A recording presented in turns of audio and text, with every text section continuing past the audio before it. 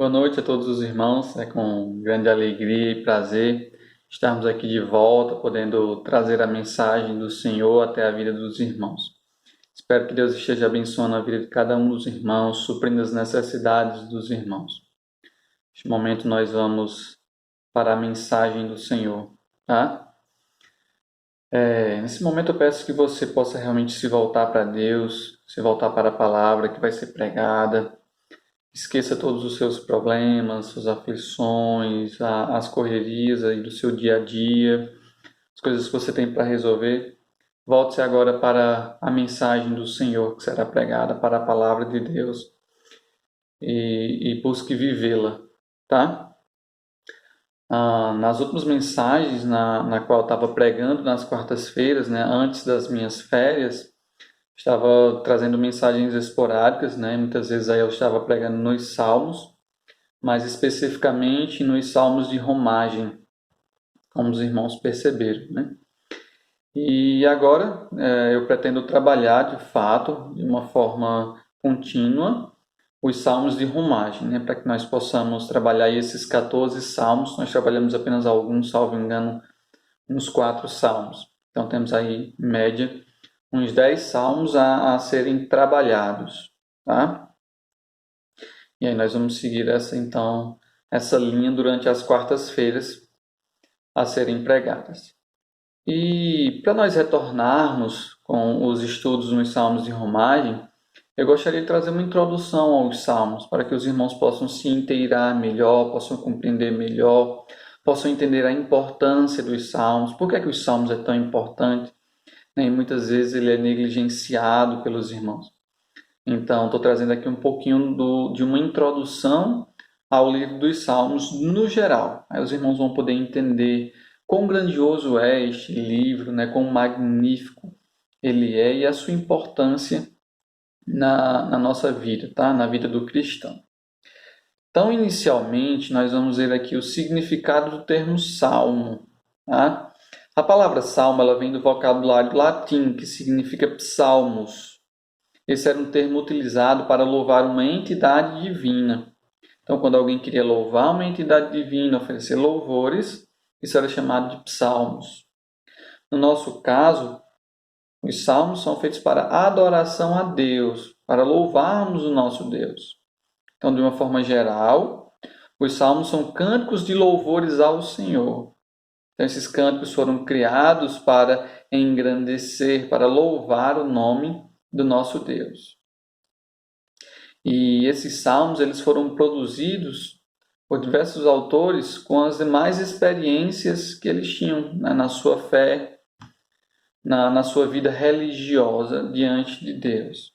Então, nelas, os salmistas partilhavam com Deus as suas necessidades, os seus medos, as suas angústias. Eles engrandeciam o nome do Senhor, eles agradeciam a Deus. Enfim, são diversas experiências que nós vemos nos salmos, né, sendo apresentado aí por estes salmistas. E os salmos, no geral, eles possuem uma divisão.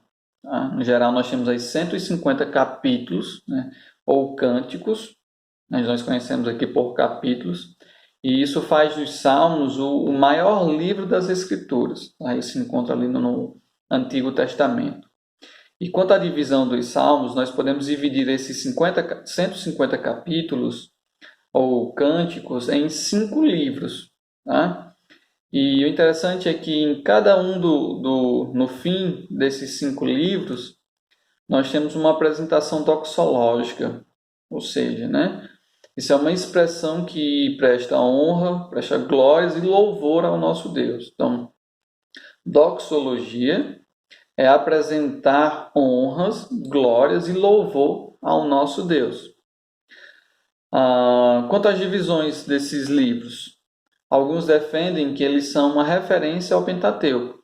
No Pentateuco nós temos 5 livros. Então, o primeiro livro dos Salmos referencia então o livro de Gênesis e assim por diante. Então, vamos lá. O primeiro livro dos Salmos, na primeira divisão, você vai ter aí do Salmo 1 até o Salmo 41, por completo.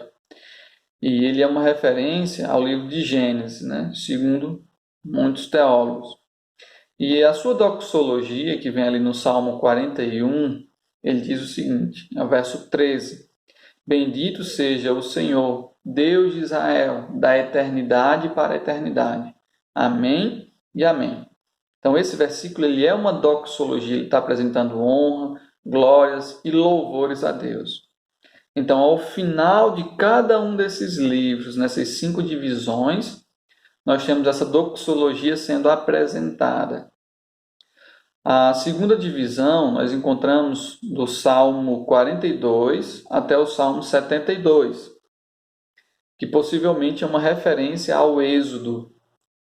E a sua doxologia se encontra no Salmo 72, versos 18 e 19, que diz assim: Bendito seja o Senhor Deus, o Deus de Israel, que só Ele opera prodígios. Bendito para sempre o seu glorioso nome, e da sua glória se encha toda a terra. Amém e amém. Então, mais aí uma forma de apresentar uma doxologia nos Salmos. Em seguida, nós temos então o terceiro livro, a terceira divisão aqui dos Salmos. E isso vai dos capítulos 73 até o capítulo 89. E é uma possível referência ao livro de Levíticos. A sua doxologia se encontra no capítulo 89, verso 52, que diz assim: Bendito seja o Senhor para sempre. Amém e amém. Então, mais uma vez, rendendo honras e glórias ao Senhor. E aí também nós temos, dando continuidade, a quarta divisão, que é o quarto livro dos Salmos, que ele pega do capítulo 90 e vai até o capítulo 106. E essa divisão representa o livro de Números. E a sua doxologia é o verso 52 e o verso 106, que diz assim: Bendito seja o Senhor, Deus de Israel, de eternidade a eternidade, e todo o povo diga Amém e Amém. E aí, por último, a última divisão é a quinta divisão, que vai do Salmo 107 até o Salmo 150, representando aí o livro de Deuteronômio. A sua doxologia, ela não é apenas um verso, ela pega todo o capítulo 150. Então, o capítulo 150 ele é pequeno, ele é uma doxologia para o Senhor, né? Dando honras e glórias ao nome do Senhor. Então, ele não vai usar apenas um ou dois versos, mas todo o capítulo, encerrando assim o livro dos Salmos com os 150 cânticos. Então, o último cântico ali ele é uma doxologia completa. Quanto aos autores do Salmo, que nós sabemos, é que esse compilado de 150 canções, hinos, louvores apresentados a Deus possuem diversos, né, inúmeros autores, que foram compostos em diferentes épocas, em diferentes situações, em diferentes experiências particulares que cada um deles passaram, né? E um fato muito interessante sobre isso é que ainda hoje, nos dias atuais, existem pessoas que não entendem isso, né? E que imaginam que Davi foi o único autor de todos os salmos. Eu lembro de uma época atrás, quando eu trabalhava na prefeitura, está com uns 10 anos, e lá tinha um irmão em Cristo, na igreja da convenção. E lá ele acreditava que Davi havia composto todos os salmos, né? De uma forma bem simples, tranquila, foi mostrar para ele que aquilo não era verdade, né? Davi não havia composto todos os salmos, mas sim grande parte dos salmos. Mas se você parar para prestar atenção, cada um dos títulos do salmo geralmente vem dizendo o seu autor. Quando não vem dizendo é porque aquele ali é um salmo desconhecido, que não se conhece o seu autor, quem o compôs. Então, de uma forma bem simples, eu mostrei para ele que eram vários autores que compuseram então ali o livro dos Salmos. Mas voltando aqui para os autores que nós conhecemos, né? Primeiro, como nós já citamos, é o rei Davi. O rei Davi ele é o autor da maioria dos salmos, seriam aí pelo menos 74 salmos produzidos por Davi. Davi era um músico excelente na área de música, e um dos salmos produzidos ali por Davi é o tão conhecido Salmo 23. se brincar, é o salmo mais conhecido em todo o mundo. E aí Davi, como muitos sabem, era o famoso rei e considerado então ali um homem segundo o coração de Deus. Então, Davi teve a honra aí de poder produzir 74 salmos, nas quais nós temos aí na nossa Escritura Sagrada. Dando continuidade, então, a outros escritores, nós temos o rei Salomão, que escreveu pelo menos 2 salmos. Tá? Salomão foi um dos maiores reis de Israel e é considerado também o homem de grande sabedoria, o homem mais sábio, né? E ele compôs os Salmos 72 e o Salmo 127. O Salmo 127 é um salmo que faz parte dos cânticos de romagem, um dos salmos que nós também estaremos estudando, se assim Deus o permitir. Então, Salomão também compôs aí salmos, né? Foram poucos, mas ele faz parte aí da galeria dos compositores. Foram 2 salmos, 72 e Salmo 127. Dando continuidade, nós temos Asaf, né, foi outro autor dos salmos, e ele compôs aí pelo menos 12 salmos. Por que eu estou usando essa palavra pelo menos? Porque, como eu falei um pouquinho anteriormente, existem alguns salmos que não foram identificados. Então, esses autores podem ter composto mais salmos e que não tem ali a sua identificação. Então, Asaf compôs pelo menos 12 salmos. Tá? Asaf ele era um levita e responsável pelos louvores na adoração ao Senhor.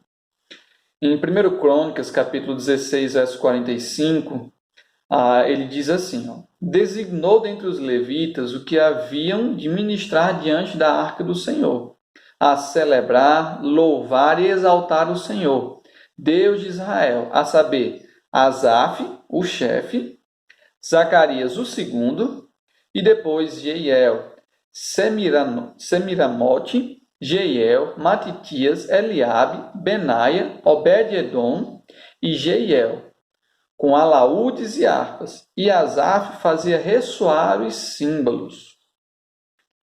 Então, Asaf ele era um levita, era responsável, chefe ali pelos louvores e cânticos no templo. Um dos seus salmos mais conhecidos é o Salmo 73, onde Asaf questiona a prosperidade do ímpio.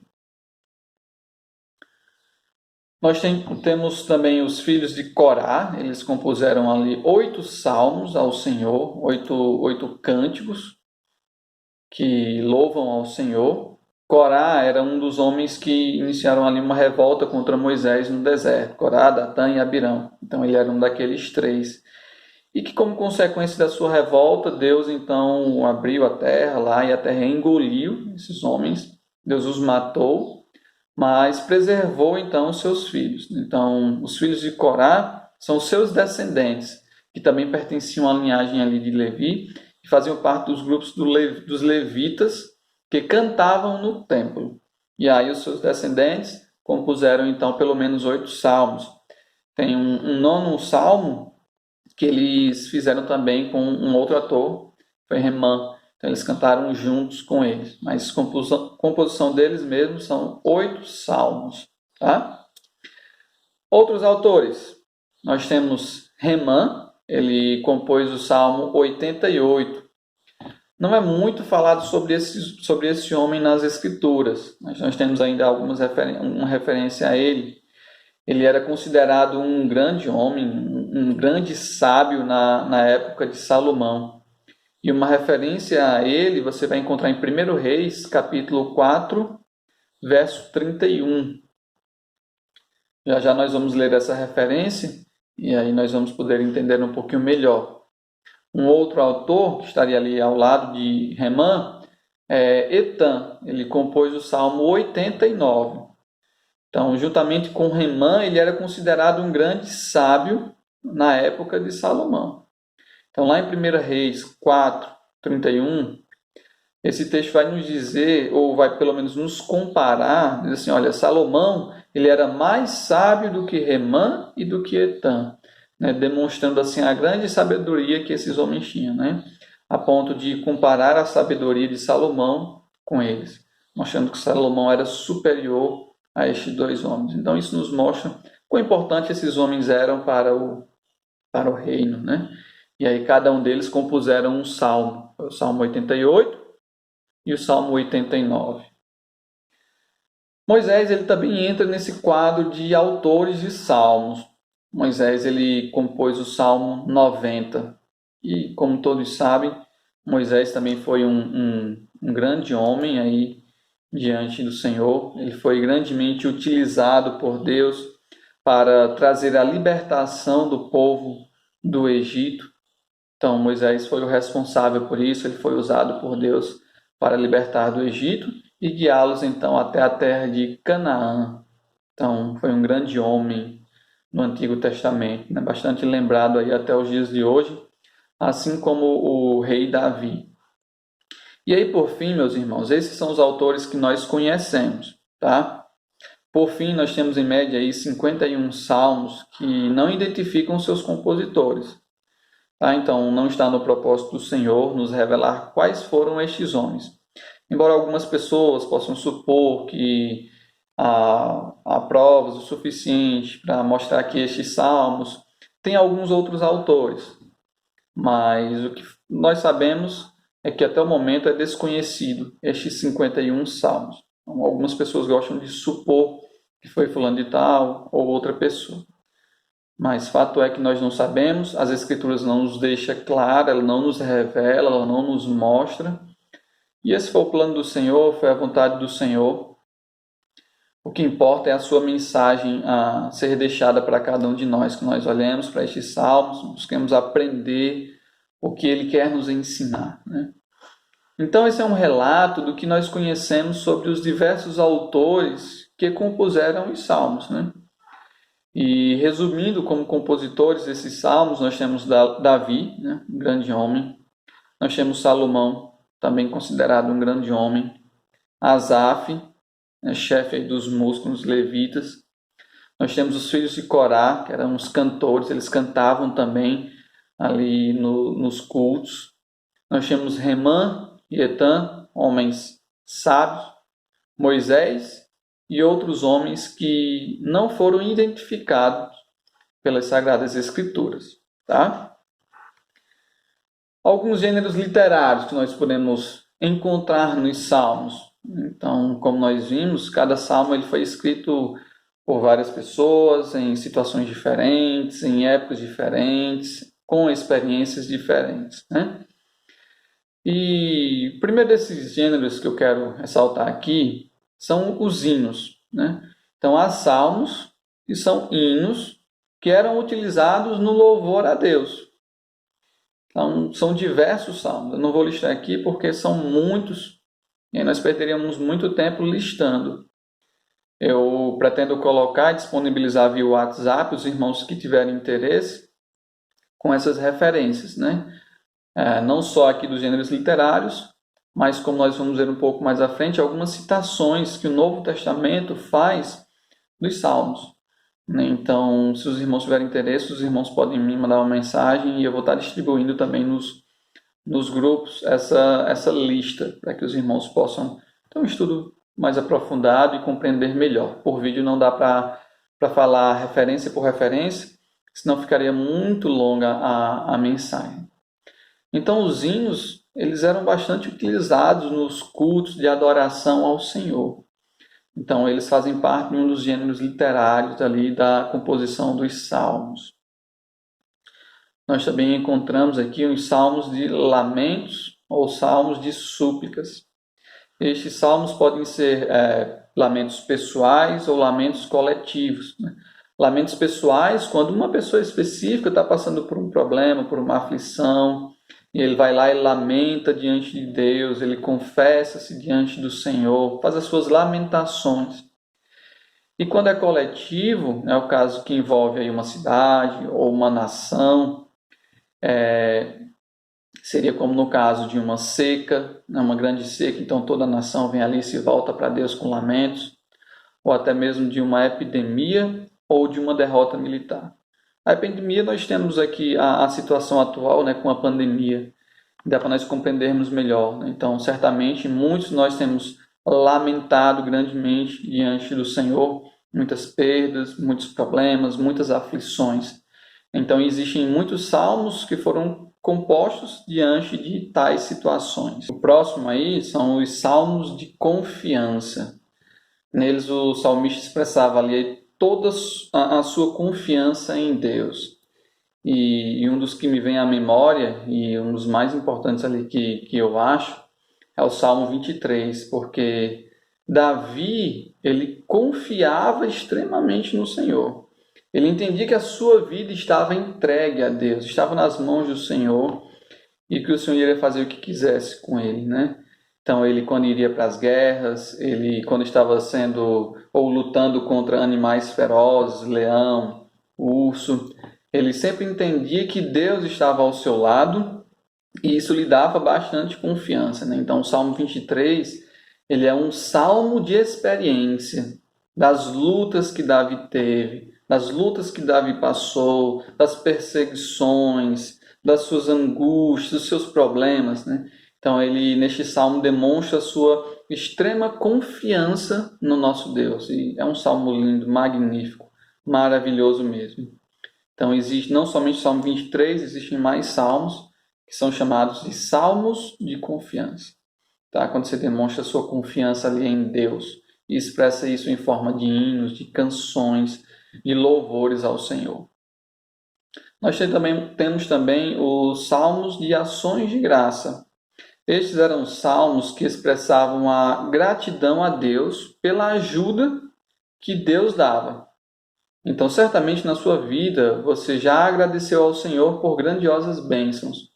Então, da mesma forma, são esses salmos. Então, eram bênçãos pelas vitórias que Deus havia dado, bênçãos pela prosperidade que Deus havia dado, bênçãos pela saúde e assim vai. Então, são salmos que rendem ações de graças a Deus por bênçãos que foram recebidas do Senhor e que entendem que não foram as ações humanas, mas que foram Deus quem realmente abençoou. E aí, por isso, são salmos de ações de graça.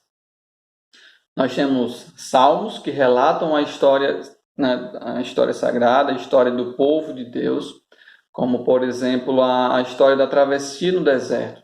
São salmos que relatam ali a história de Deus sustentando, levantando ali uma nuvem, levantando uma coluna de fogo durante a noite.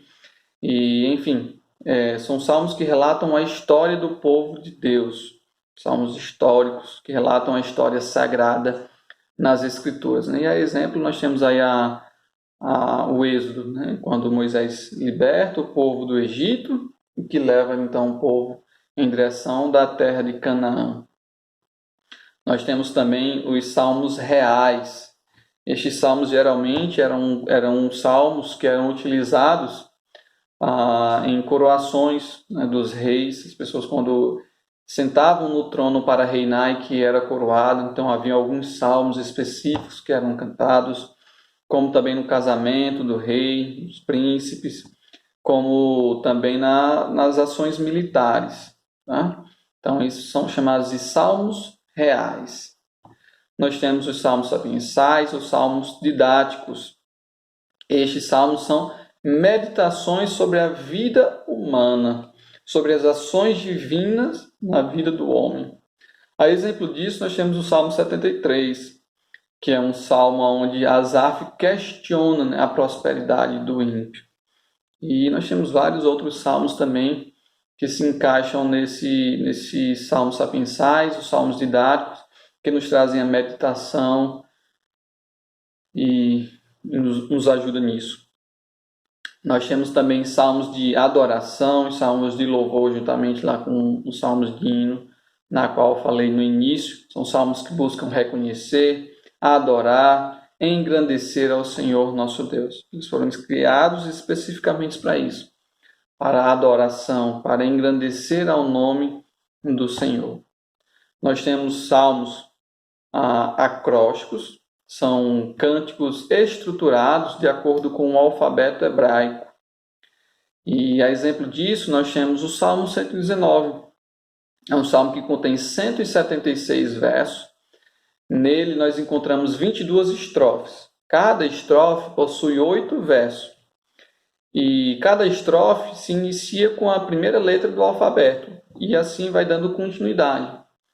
No português, seria como nós pegarmos uma estrofe iniciando com a letra A, e aí a segunda estrofe iniciando com a letra B, a terceira estrofe iniciando com a letra C, e assim por diante, até terminar chegando na letra Z.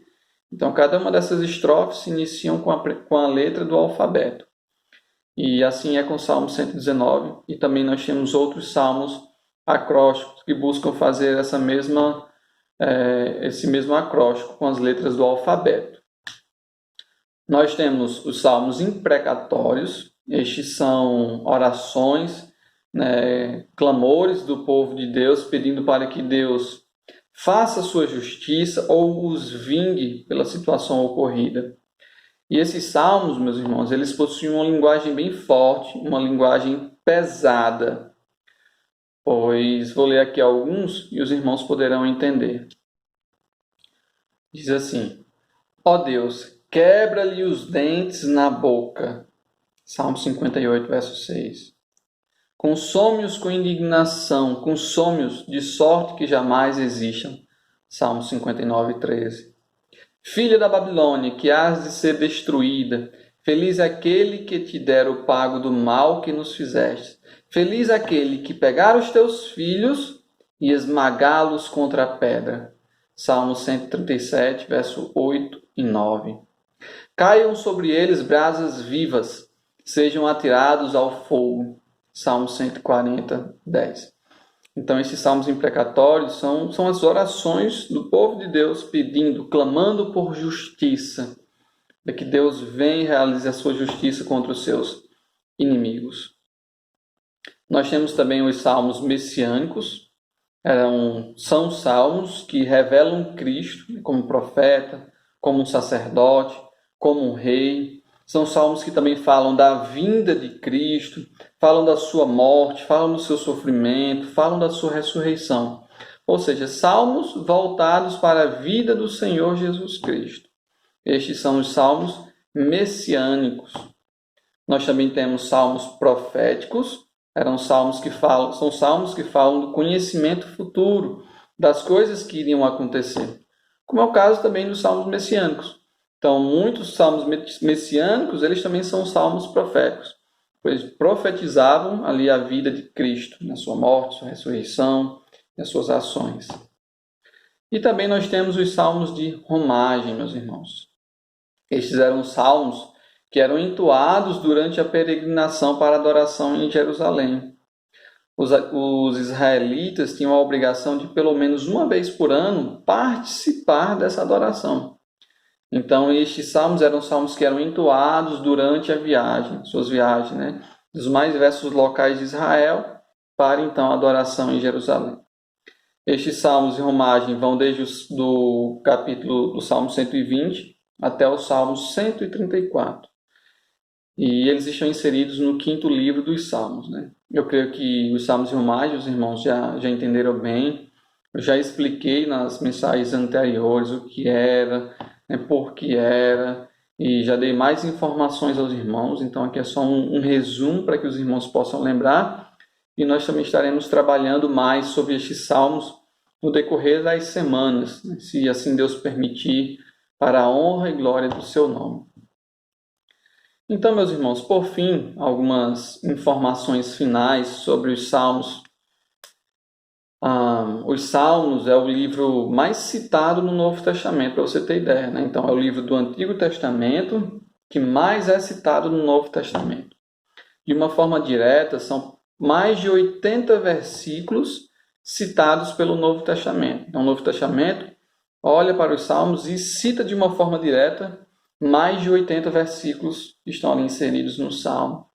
E de uma forma indireta, são mais de 350 citações. Então, de uma forma indireta, olha para os Salmos e os cita. O próprio Senhor Jesus Cristo, ele faz alusões ao livro dos Salmos. Quando crucificado, eu creio que os irmãos conhecem bem a frase de Cristo, quando ele vai dizer: Deus meu, por que me desamparaste? Então, nessa frase, Cristo está citando o Salmo 22, verso 1, parte A. Então, nesse momento, Cristo estava sentindo o abandono e o desespero resultante da ira divina que estava caindo sobre ele, por causa dos nossos pecados que estavam sendo lançados em Cristo Jesus. E então ele olha para o Salmo 22 e o cita. Então, o próprio Senhor Jesus Cristo está citando os Salmos, né? Isso nos mostra a sua importância, a sua veracidade. Nós não podemos negligenciar.